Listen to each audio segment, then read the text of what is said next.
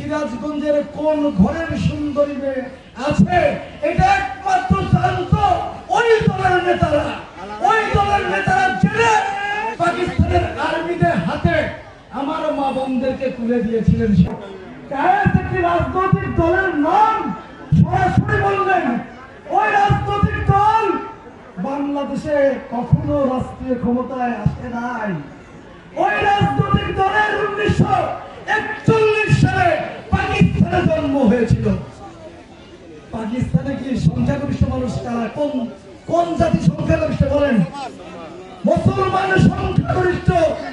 যদি যে দলটি মুসলমানের ধর্ম ব্যবহার করে, যদি পাকিস্তানের সংখ্যাগরিষ্ঠ মানুষ মুসলমান, পাকিস্তানে আপনাদের দল জন্ম দিয়েছেন, সেই পাকিস্তানে কোনদিন রাষ্ট্রীয় ক্ষমতায় যেতে পেরেছে? কোন সিট পেয়েছে?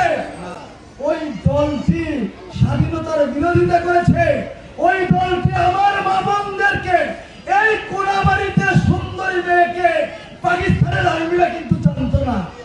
এই কোনাবাড়ি অথবা সিরাজগঞ্জের কোন ঘরের সুন্দরী মেয়ে আছে এটা একমাত্র জানতো ওই দলের নেতারা।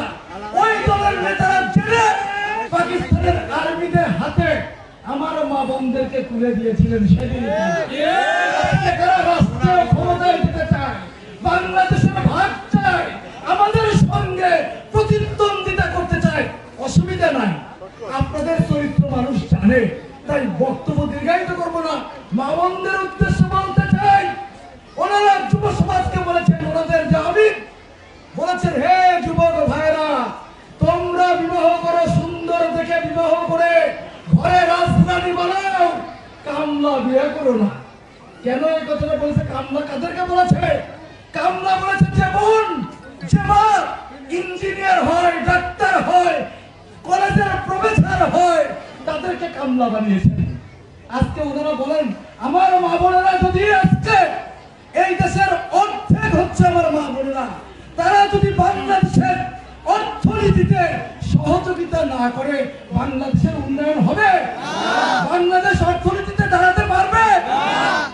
ওনারা বলেন আপনারা কামলা বিয়ে করেন না, অর্থাৎ বিয়ে করে নিয়ে এসে শুধু ঘর ছেড়ে দেওয়ান আর হাইসেলের মধ্যে ওই খড়ি দিয়ে ভাত রান্না করেন।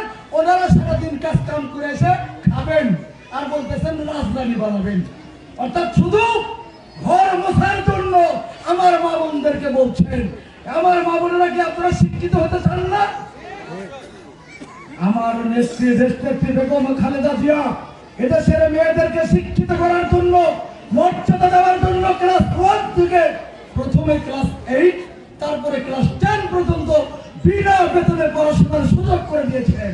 অর্থাৎ সেই কারণে আমার নেত্রী বেগম খালেদা জিয়া আজকে অসুস্থ, তার রোগ মুক্ত কামনা করবেন, সে যেন অতি দ্রুত সময়ে সুস্থ হয়ে যায়, এই কামনা করেই আমি আমার বক্তব্য এখানেই শেষ করছি। সবাই আপনারা ভালো থাকবেন, সুস্থ থাকবেন।